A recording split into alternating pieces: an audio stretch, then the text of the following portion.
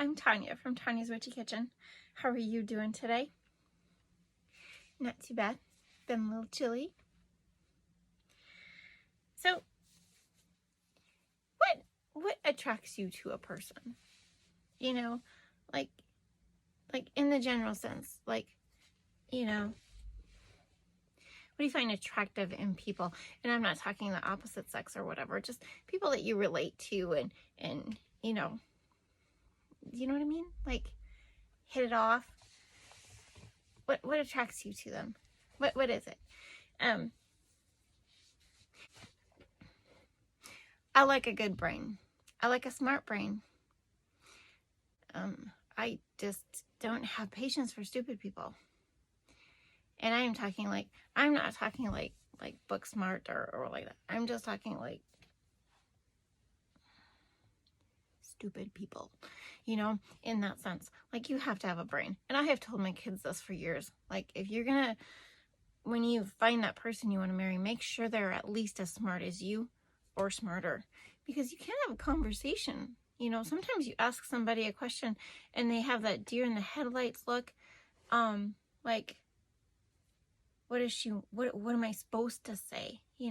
When you're asking their opinion, it's like, there's no right or wrong answer. So you shouldn't have that look on your face of total confusion, Have you ever seen the movie Coming to America with Eddie Murphy? And he's supposed to marry this bride, and he's like, well, what's your favorite food? And she's like, whatever you like. What's your favorite whatever? Whatever you like. It gets old. I'm attracted to a really good brain. Like, I find people fascinating that are smart and can, just, it's not even the jargon. It's just somebody you can talk to about what interests them and have a conversation, and they can, it's just, to me, it's fascinating. I love a good brain, a smart brain. But of course, if I was like marrying somebody or in a relationship, I always said my first husband, I've only been married once, you guys. This husband is a great first husband, because now I know what I don't want in a husband and what I do want in a husband. I told him that many years ago. He's a good first choice. But anyway, if I was hooking up with somebody, though, they'd have to have, and this is probably being vain and whatever, but they'd have to be at least a 5 on the look scale. You can't be butt ugly, right? Because, it's whatever. It's a thing, you guys. It's a thing. But what attracts you to people, I think being able to talk to somebody, and somebody to talk to, they have to have at least your IQ or, somewhere in there. Because sometimes, even if you have stuff in common, it's still hard to talk to people. What interests you? What makes you, pick people out of a crowd? And I don't pick people out of a crowd. If I'm stuck in that place of having to talk to somebody, that's usually where I end up.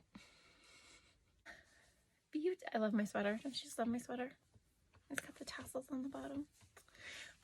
Yeah, that's why it's all stretched out. Anyway. I didn't do the soap in this color, but boy, these would be my favorite colors. The teal and the purple. I love them. But anyway, didn't do it that color. The soap is called Sweater Wetter. The soap is called Sweater. The soap is called Sweater Weather, and almost every fragrance company has one like this. They're all a little different. My gosh, go to the website, subscribe for the email, get the code so you can shop. Okay, that's all I'm gonna say. I'm gonna try and keep that short. Anyway, 3 things: dream big, be true to you. You are worth it. Let's go see me pipe some soap. Okay, to the soap. So there are a few embeds. This is my melt and pour for embeds. This is my heart mold, and I forgot to film what I did. Very typical of me. I'm having issues hitting that record button, you guys. I don't know what it is. It's like I start something and I just don't hit record. I don't know. But anyway, this is Soaping 101. No, it's not. It's not. Like I always say, don't take soap lessons from me. Just creative things. This is my fragrance oil and my kaolin clay. I'm going to quit doing that. I don't know why I did it. Some of the scents, it's supposed to like anchor the scent into the soap. But I just find I don't get it.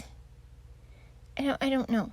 I don't know. I'm not sure I like it because it's not like, it's like the clay is soaking up the fragrance oil, kind of like in bath salts, the dendritic salt does that. Is that what that's called? But, it's supposed to anchor it, but I just find it gives it, you can tell it's in there. It gives it a craggy look, I guess sometimes a spotted look if I don't get it mixed in there very well. And I just think it disperses better in water, but anyway, I'm pouring this off for my top. So it's going to sit there and hopefully get hard, which it took like an hour and a half to do. This is my favorite orange, Tequila Sunrise. This is my favorite blue, Blue Tide. It's not my favorite. I love rainbow colors. I just like colors.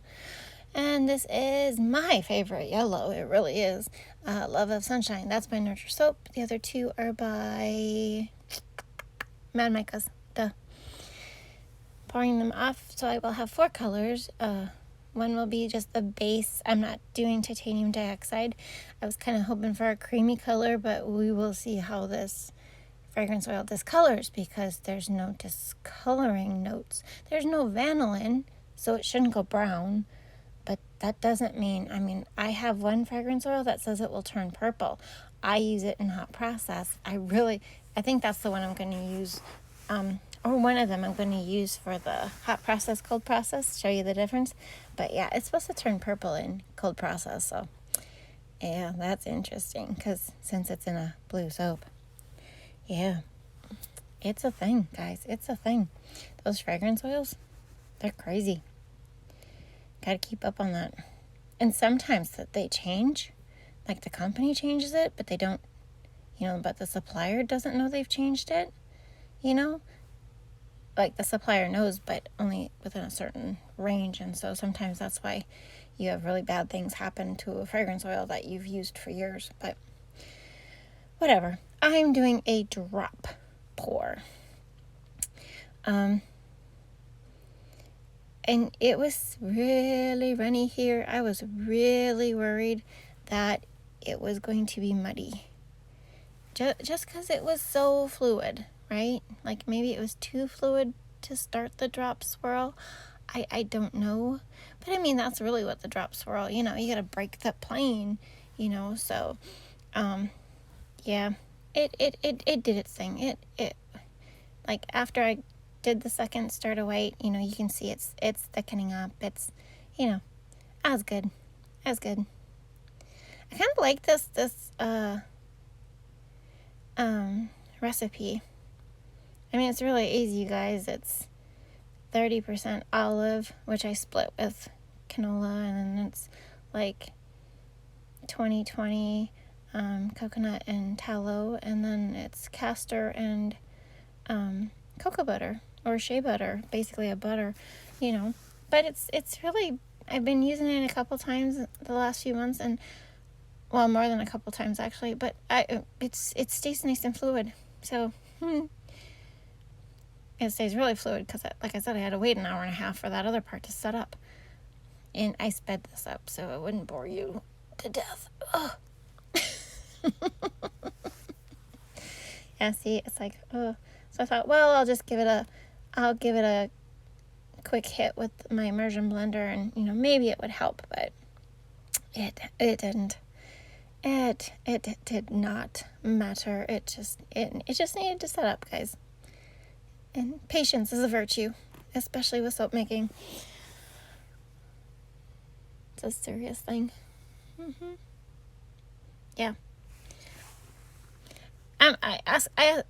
When I meet somebody or when I'm around people, I ask a lot of questions just because I just like to pick their brain, which is probably why, I like a good brain.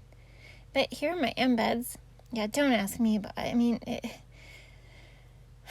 too lazy to go back and melt it properly and add the additives I need to add to melt it properly. When we do the glycerin soap, I'll explain more. But so these were my thought was buttons. Aren't they cute? They turned out really cute. I was kind of impressed. I was not sure how it was going to go, and I had a few problems with the toothpick, but oh well. Yeah, green buttons on a sweater.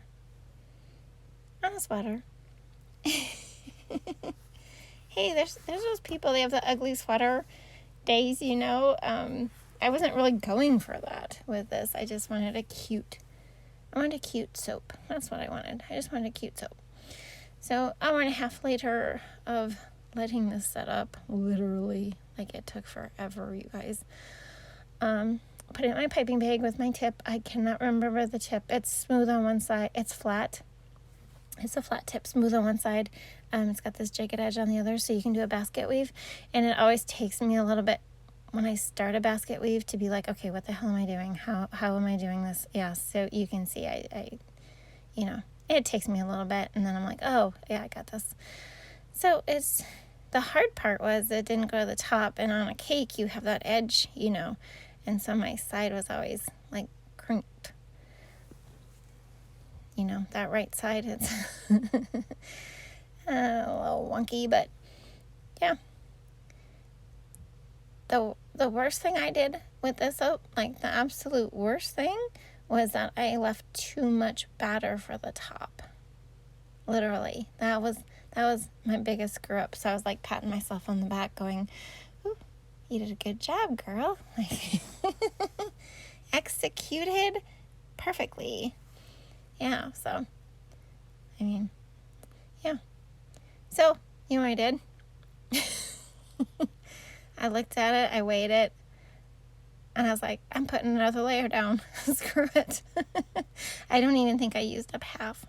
Yeah, I reserved 8 ounces for that of batter, and I still had stuff left over after doing two bypasses with it. So I was like, next time, which, it didn't look bad for a top.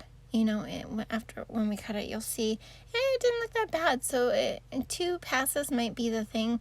I just might have to, that other 4 ounces will just have to go into the white or something.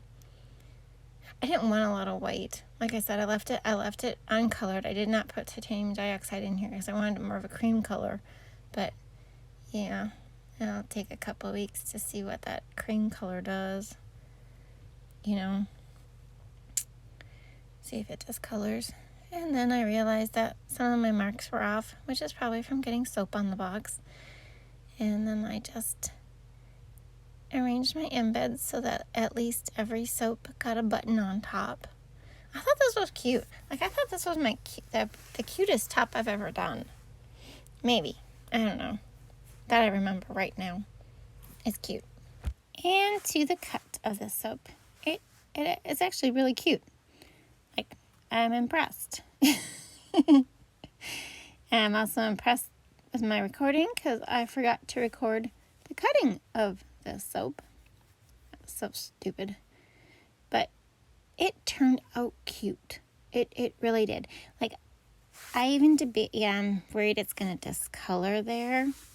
Because, see how it's a little bit different? I'm kind of worried about the discoloration. But, otherwise, it's kind of a different scent. I will put the notes for this somewhere. Scent notes. Yeah, that's my favorite. It turned out really cute. I was actually going to do this in a layered one, but jagged the layers, like a sweater. I had a green and orange and beige sweater from my grandma growing up. Those colors, it was what it was. It was my favorite sweater just because it was from my grandma. But, yeah. I mean, I was going to do the thing. And then after I was thinking about it, and I'm like, well, I could do the top, and, oh, we could have buttons. And, it's like I didn't want it to be too much, But there you go. Sweater weather.